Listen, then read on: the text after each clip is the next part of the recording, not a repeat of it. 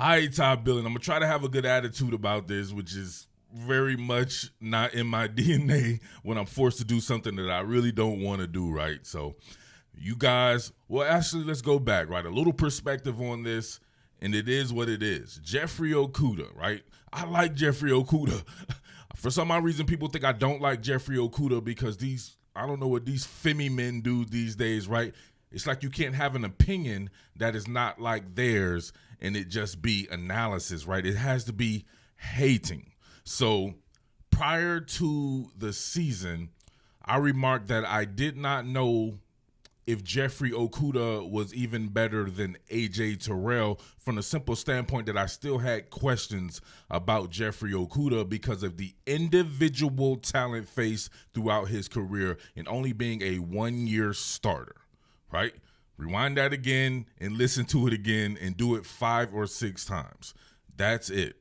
I had questions about him. That's what analysis is, right? It's not hating. Hating is if you try to get personal with someone that you don't know. This isn't within the confines of my actual career here. I'm just remarking like, hey, I never saw this guy go against an elite wide receiver quarterback combination where the wide receivers are like a Jerry Jeudy, Henry Ruggs, guys who can put stress on your athleticism and put stress on your technique. Now, he's going to get some pretty good wide receivers like at I guess, right? Quintez Cephas at Wisconsin, Nico Collins at Michigan, Donovan Peoples-Jones, and guys like that. Those guys are pretty good, but there's a certain style of receivers there, right? They're not a Jerry Jeudy, especially a Jerry Jeudy with the way he gets in and out of his routes, being thrown to by a Tua Tagovailoa, one of the most accurate quarterbacks we've ever seen in the history of college football, right? He went against Trevor Lawrence and the guys there, Justin Ross and, of course, T. Higgins. Those are bigger wide receivers in the mode of a Nico Collins, not shifty route runners. That was the question that I had. Like, man, how was he going to fare against those guys? Like, he went against K.J. Hamler, but K.J. Hamler plays in the slot, so he didn't necessarily see him like he would have seen those guys who play on the outside where he did at Ohio State.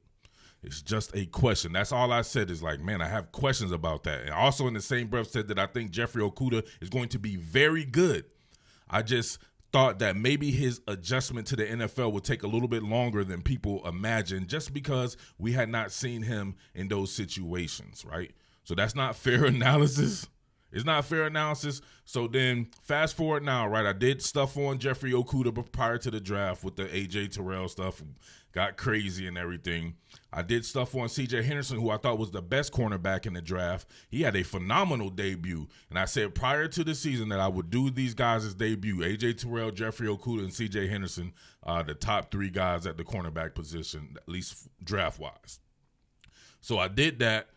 And, of course, Okudah had a horrific debut. It was terrible, right?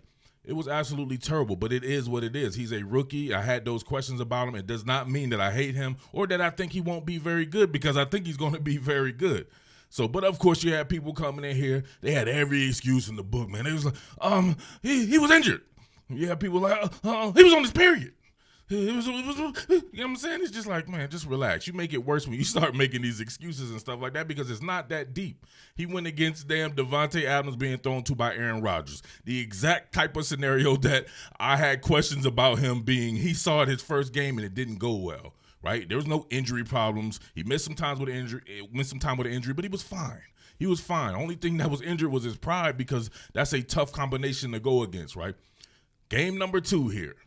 Against the Arizona Cardinals, he gets to see DeAndre Hopkins, arguably the best wide receiver in the entire sport. He's been thrown to by Kyler Murray, right, who's an up-and-coming quarterback, definitely not an Aaron Rodgers type, right?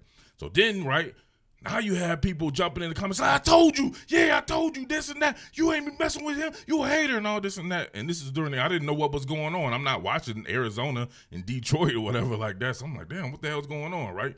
So now we got the film. So let's go ahead and break down the film. So we're going to do this right here. So I see what people were talking about is first and foremost was this interception. These people didn't watch this entire game. We did. So let's go. That's right here. So here it is, right? This interception right here. Let's run it. All right, first let's do a little context here. Here he is right here. You got him in severe off-man coverage. Now you notice prior, if you go back and look at the first one, he was on the primary side. He's Been moved over here to the right side now, but he still gets to see DeAndre Hopkins, who it looked like initially is just running an in-breaking route.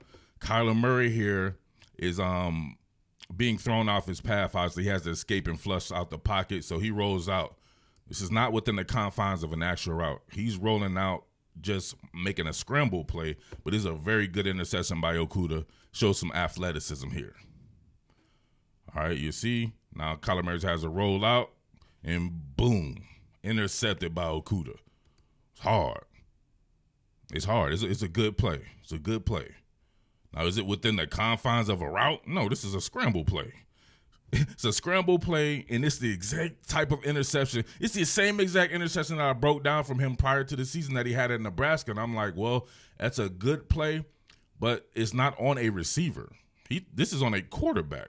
The quarterback threw the ball behind. So, look, right now he's beat. DeAndre Hopkins is having to stop his feet to adjust to the ball because the ball is thrown behind him, right? He's not even beat. It's just a scramble play.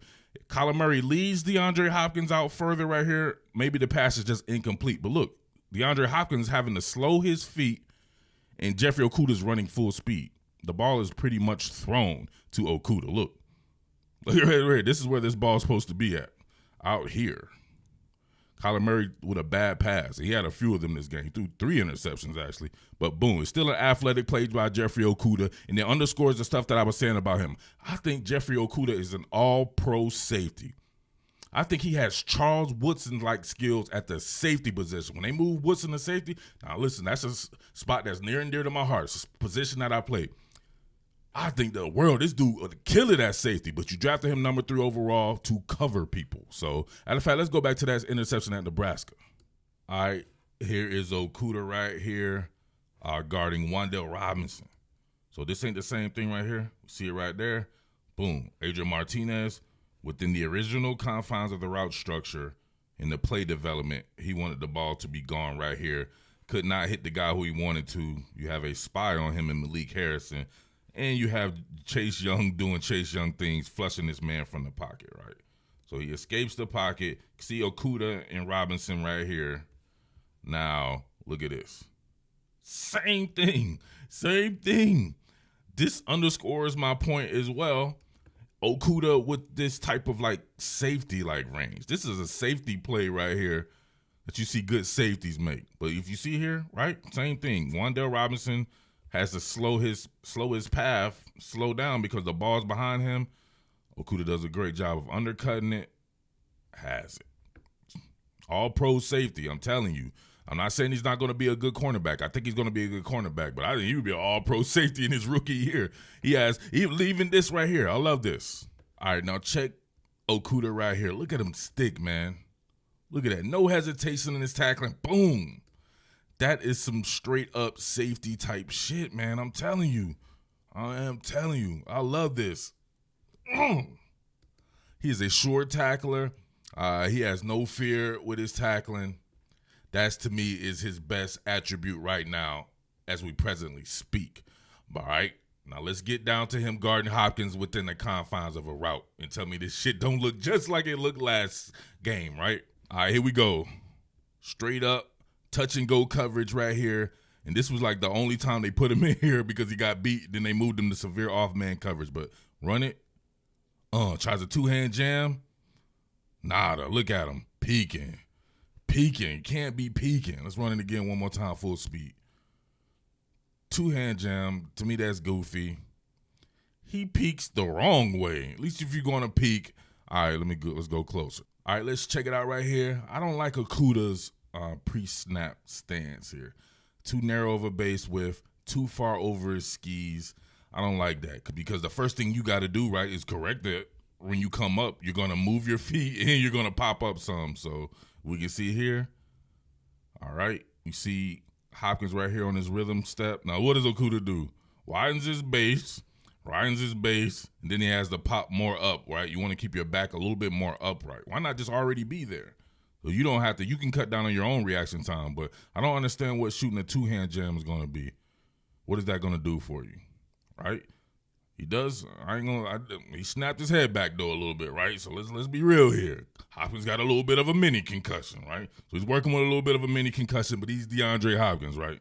But look, immediately when you do that right there, it doesn't necessarily put you in phase. If you take your left hand, shoot it to that right shoulder pad, and then you can put yourself in the position right there. So you can see the space already, right? He's at a disadvantage with the spacing. So now he's trying to reposition himself. He's reaching out and touching somebody. This whole time he has his left hand on the right shoulder pad now when he could just done it at the beginning.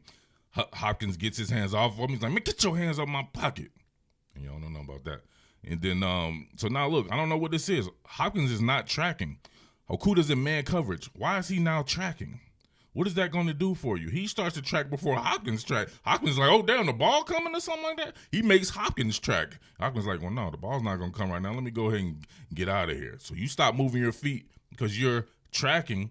A little subtle of a push off here by Hopkins. Nothing too dope because he doesn't extend like that. Now Okudah's reaching for air. Look at him. No! Like he's falling off a cliff. Boom, got him again.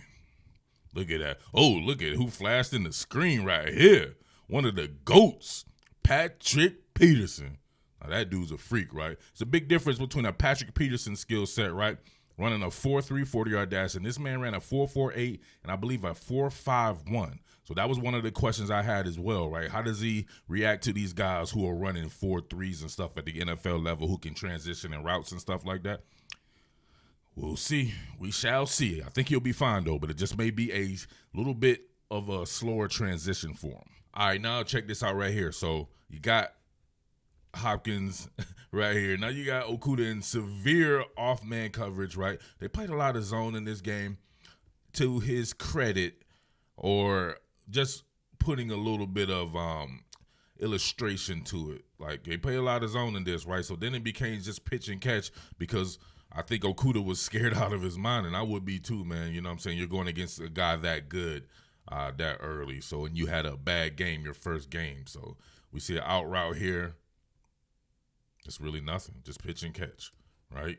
Pitch and catch because he's on his pedal, right? Even his off-man coverage, they got them in their pedals because they don't want to get beat deep. When in actuality, man, you would probably want to sit on this and be able to stick your foot in the ground and work it. He's working with, not only is he in a pedal off-man coverage, then he works with leverage. So he's taking away his ability to react. Now look, nothing, because he's just running to the sticks. Pitch and catch. Nothing. All right, same deal right here. This time I believe just a curl. It's a curl, a lazy curl to the sticks. He's unable to do anything about it because they have him playing about as scared as you can play. So I don't know why you draft the guy number 3 overall. I guess eventually, you know what I mean, you got to keep it in perspective. Eventually they'll let him be a little bit more aggressive. This was actually covered 2. This is covered 2 on the bottom side right here. As you can see right here, you'll see a pass off by the cornerback where he sinks underneath. You see the cover 2 or some type of quarters coverage. So I don't know, the way he touched off like that makes me think it could be cover 2 down there. And that's another thing. Okudah was mixing up coverages as well, which is to be expected. You start doing more stuff, start doing more zone stuff. You're a younger guy. You're going to mess that up sometimes. Check this out. Oh, found another one with him trying to get a little physical with some touch and go coverage here. Check this out. Free release though, right? He works a cold approach on this out route. No bueno, right? Get some laundry thrown on the field because he has the hold in transition. So what does he do on this one? He panics. Let's go a little closer. All right. Off the jump here. Now we see him transition with the cold approach. Try to decrease the space, but this is what you have to do, right? Now you want to reach out and touch somebody. All right, use that to subtly get yourself into position and get into his hip pocket. You keep riding him right here with your arm out like this. This is not going to do anything for you. Look at it. That's a clear hold right here, first and foremost. So he's panicking if this were an in-breaking route, but it's not that. It's an out-breaking route with the hard inside approach. Now look at him trying to transition. He's holding on the transition. You play football right at the cornerback position with your feet, not your hands. You don't need hands. Now, hold on, man. You know what I'm saying? Don't do that. Don't do that to my boy Shaquem Griffin. I ain't not talking about like that. You don't need hands as far as, like, having to do, like, what is this? Like, this is poor. This is piss poor right there. and you gave 15 yards or whatever for pass interference when you could have just, it looked like he was going to be in good position. Just run it with your feet. Trust your technique. Don't sweat the technique. All right, last one right here. There were some other ones right here, but it's just pretty much the same kind of deal. So now you're in zone, right? It's zone within a man confinement. He's thinking originally, like, all right, I know I got to get this guy. I guess it's DeAndre Hopkins. He's on my side. He's been doing me in. I got to get this guy. When in actuality, it don't work that way. You were playing this. You're playing this area right here. So it's whomever comes in that area. So you're going to have pretty much a banjo technique as the inside corner right here. Actually might be a safety, as he'll take anybody who comes and crosses his face, which is going to actually happen to be Hopkins, who's going to be running a drive route. Then you'll have Andy Isabella here, who'll be getting vert. So it's kind of like a side adjust. Once he saw that Jeffrey Okudah vacated the zone, he immediately turned. But Jeffrey Okudah plays this like his man coverage and completely blows the coverage. Look at that. Boom. Nice stick, though. Look at this. Look at his tackling. Love it. I don't love that coverage, though. So, as you can see right there, still a lot to work on. I didn't see any difference. The interception was cool. That's the kind of play I expect Jeffrey Okudah to make no matter what.